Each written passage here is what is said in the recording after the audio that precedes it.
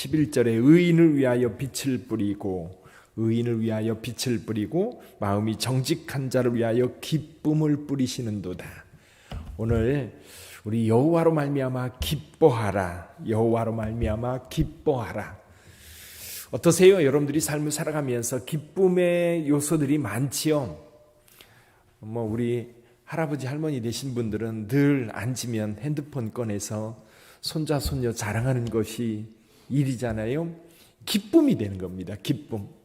어떤 분들은 이 꽃을 보면서 기뻐합니다. 저희 신학교 동기들 카페가 카톡방이 있는데요. 한 친구가 계속 꽃을 올리면서 꽃에 대한 설명, 또 꽃의 이름 이런 것들을 올려요. 꽃을 보면서 기뻐하는 겁니다. 또 여러분의 삶에서 그렇다면 어떤 것이 여러분의 삶을 기쁘게 하는가? 여러분의 삶 속에 가장 큰 기쁨이 무엇인가? 오늘 12절에서 이렇게 말씀하십니다. 의인이여 너희는 여호와로 말미암아 기뻐하며 그의 거룩한 이름에 감사할지어다. 하나님께서 우리에게 기쁨을 주시지만 또 우리는 여호와로 말미암아 기뻐하는, 이게 세상에 많은 기쁨들이 있지만 우리에게 가장 큰 기쁨을 주는 것, 그것이 바로 우리 여호와 하나님이시다. 우리의 기쁨의 근원이 우리 하나님이신 것을 믿고 여호와 하나님으로 인하여 여러분 큰 기쁨이 있는 여러분의 삶이 되기를 주님의 이름으로 축원합니다. 오늘 본문의 말씀에 보면 두 가지로 이야기를 해요. 하나는 뭐냐면 하나님의 통치 때문에 여호와로 말미암아 기뻐합니다. 하나님의 통치. 1절에서 이렇게 말씀합니다. 여호와께서 다스리시나니, 여호와께서 다스리시기 때문에 여기 보면 땅은 즐거워하며 허다한 섬은 기뻐할지어다. 여러분, 세상은요 누가 지도자가 되느냐에 따라서 나라의 운명이 달라지는 것 같아요. 우리 지금 지구상도 마찬가지입니다. 독재자들이 나타나면 그 나라는 망합니다.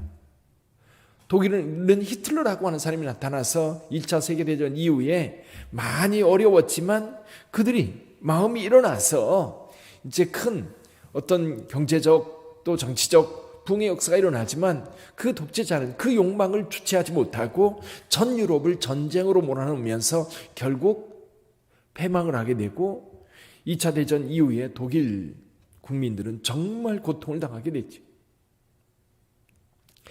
우리 동방에서, 이 동양에서 가장 잘 사는 나라 중에 한 나라가 어떤 나라였느냐면 필리핀이었습니다. 그래서 우리나라 정말 어려울 때 70년대에 장충체육관 필리핀이 지어졌잖아요. 왜냐하면 이 필리핀이라고 하는 나라는 사실 우리 동양에서 일본 다음으로 잘 사는 나라였어요. 그런데 지금은 어때요? 지금 세계에서 가장 가난한 나라 중에 한 나라예요. 이유가 뭐였느냐면 마르코스라고 하는 대통령이 장집권하면서 한 나라를 완전히 망가뜨렸던 거예요. 여러분들도 기억나실 겁니다. 이멜다라고 하는 그 부인, 왜 신발이 3,000켤레가 되고 그런 얘기들 많이 떠들었잖아요. 근데 그 지도자가 누구냐에 따라서 달라지는 거예요. 물론 우리나라도요, 지도자의 문제가 굉장히 중요한데 우리나라는 또 독특한 게 있어요. 그게 뭐냐면 2조 말기 때부터 동학혁명이라든지 이런 가난한 사람들, 농부들, 또 일반 서민들, 이런 사람들이 일어나서 민주주의를 쟁취하고 그런 어떤 독특한 역사들이 또 있어서 오늘 우리에게까지 왔는데요. 정말 중요한 것은 지도자인 것 같아요. 누가 지도자가 되느냐에 따라서 한 나라의 운명이 달라진다. 그렇다면 우리 여호와 하나님께서 다스린다면 말할 것 없지요. 우리 여호와의 통치, 여호와 하나님의 통치 속에 있으면 우리는 기뻐할 수밖에 없습니다. 왜냐하면 그분은 공의로 통치할 뿐만 아니라 이 땅을 진정으로 평안하게 할 뿐만 아니라 미래를 보장하는 그런 통치이기 때문이지요. 사랑하는 성도 여러분, 우리 예수님을 믿는다라고 하는 것은 하나님의 통치 속에 들어오는 거예요. 하나님의 다스림 속에 들어오는 것. 그래서 성도는 하나님의 다스림 속에 있기 때문에 하나님의 보호, 하나님의 돌봄, 하나님의 지키심, 그리고 하나님께서 우리를 잘 살게 하시니까 우리가 다시 일어나는 거예요. 출애굽했던 이스라엘 백성들 하나님께서 먹을 것 다 공급해 주십니다. 이끄십니다. 돌보십니다. 하나님의 통치 속에 있는 자들은 하나님의 통치를 받기 때문에 항상 내 마음속에 기쁨으로 가득 채워져 있어야 되고요. 그 통치에 대해서 하나님 앞에 감사할 수 있어야 돼요. 또 한 가지는 뭐냐면 하나님의 그 통치가 이 땅 가운데 어떻게 실현되느냐라는 문제 때문에 우리는 기뻐합니다. 어떻게 실현이 돼요? 의인들이 살아나고 악한 자들은 이 세상에서 심판을 받습니다. 사실 오늘 본문의 말씀 속에 이제 우상에 대한 이야기도 나오고 또 우상을 따르는 자들은 대부분 악한 자들이에요. 불의한 자들이에요. 그러다 보니까 하나님의 심판은 이 악한 자들을 향한 심판이 되는 겁니다. 이 악한 자들은요, 하나님의 심판이 임하면 그날이 두려운 날이요 끝이 되는 날, 슬픔의 날, 고통의 날이 되는 겁니다. 그런데 하나님의 심판이 임할 때의 의인들은, 하나님의 백성들은 그날이 바로 구원의 날이고 영광을 받는 날이지요. 그래서 우리가 이 땅에 살면서 시험을 본다거나 또는 이 땅에 살면서 뭔가 이렇게 단계를 넘어가면서 하나님 나라, 최종적인 하나님의 나라의 심판을 우리가 어떻게 통과할 수 있는지를 말씀해 주고 있어요. 이 땅에서는 실력을 따라서, 이 땅에서는 어떤 사람의 입김에 의해서 어떤 과정을 통과합니다. 입학하고 졸업하고 다시 들어가고 다시 나오고 뭐 이런 일들이 계속 반복되는데, 저는 가끔 학생들의 시험을 생각하면서 무슨 생각이 드느냐면, 마지막 때 하나님께서 우리를 심판하실 때도 그럴 텐데 어떤 학생들은 합격하고 어떤 학생들은 떨어집니다. 근데요, 실력에 의해서 우리를 판가름하는 게 아니라 하나님을 온전히 의지하고 믿느냐에 따라서 우리 하나님은 판단하실 거예요. 하나님을 멸시하는 자들 우상숭배자들이에요. 결국 그들은 마지막 하나님의 심판이 임할 때에 그들은 멸망의 자리로 가게 될 거예요. 영원한 불꽃 가운데로 떨어질 거예요. 여러분, 또 이 하나님의 심판이라고 하는 게요, 우리가 지금 살고 있는 현실 속에서도요 동일하게 나타나요. 의롭게 사는 자들은 편안할 수밖에 없어요. 행복할 수밖에 없어요. 하나님의 말씀을 따라 사는 자들 두려워할 필요가 없어요. 그런데요, 오늘날도 지금 살아있으면서도 악을 행하는 자들은 여러분 편안하게 잠을 못 잡니다.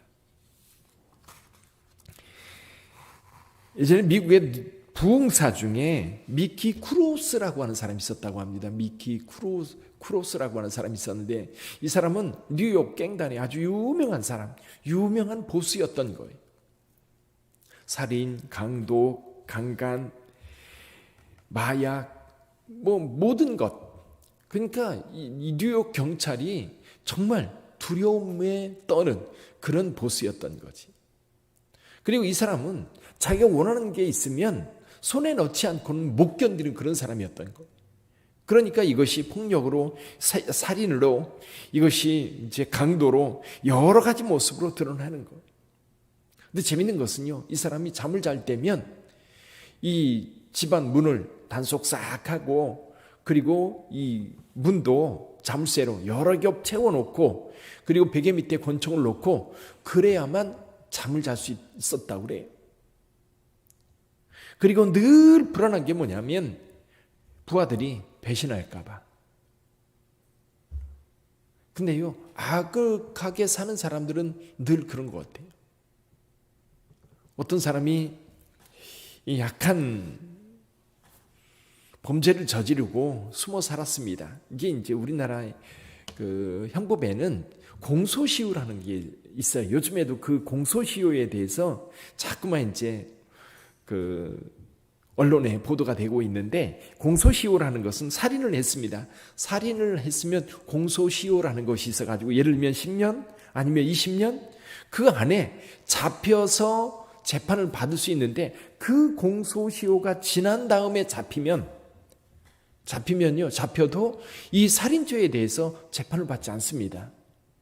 그래서 이제 중대범죄 같은 경우는 이 공소시효를 없애야 된다, 그런 얘기를 하지요. 옛날에 그런 사람이 있었습니다. 나쁜 짓 저지르고 숨어 살았어요. 정말 잘 피해 다녔어요. 근데 공소시효가 며칠 안 남은 거예요. 근데 이 사람이 착각을 한 거예요. 공소시효가 지난 줄 알고 자기 양심에 너무 짓눌려 있었기 때문에 내가 그때 그 일을 저질렀다라고 공개를 한 거예요. 근데 문제는 뭐냐면 공소시효가 며칠 남아 있었던 거예요. 그 체포가 됐습니다. 체포가 되면서 끌려가면서 그 사람이 어떻게 생각했을까요? 정말 억울하다. 며칠만 더 참을 걸 그랬을까요? 근데 이분은요 그러지 않고 붙잡혀 가면서 이제야 두 발 뻗고 잘 수 있게 되었다. 좀 희한하지요? 오히려 벌을 며칠 더 참았다가 벌을 안 받는 것이 그 인생에 너무 좋을 것 같은데 그동안 숨어 산 그 자체가 그걸 가슴속에 품고 산 자체가 하나님의 심판이었던 거예요. 그래서 저와 여러분들은 하나님의 공의를 따라 살면요 이런 두려움, 이런 불편함이 없는 거예요. 악은요 언제든지 하나님께 심판하십니다. 그리고 이미 악인들은 그 심판 중에 있는 거예요. 우리는 하나님을 믿는 믿음 안에서 의로운 자로 살아갑니다. 이 의는 하나님이 주신 은혜예요. 하나님을 믿는 그 믿음으로 여러분 의를 따라 살아갈 때에 하나님께서 저와 여러분들에게 평강을 주실 뿐만 아니라 그 하나님으로 인하여 기뻐하게 되는 줄 믿습니다. 그래서 오늘 본문의 말씀에는 이 기쁨이라고 하는 말이 계속 반복돼요. 기쁨. 근데 이 기쁨이 누구로부터 오느냐? 공의로운 하나님으로부터 온다. 오늘 하루를 살아가면서도 여러분 그 공의로우신 하나님으로 인하여 여러분 기뻐하시기를 주님의 이름으로 축원합니다. 악한 자들 부러워할 거 없어요. 그리고 남들 나보다 잘 산다고 부러워할 것도 없어요. 우리 하나님이시면 충분한 줄 믿습니다. 예수를 믿는 믿음이면 충분한 줄 믿습니다. 그 기쁨으로 오늘 하루를 승리롭게 사는 저와 여러분들이 되기를 주님의 이름으로 축원합니다. 여기 부평 지역 이 코로나 바이러스 사태가 심상치 않습니다. 여러분 기도해 주시고 또 여러분 스스로도 조심할 수 있기를 바랍니다. 기도하겠습니다.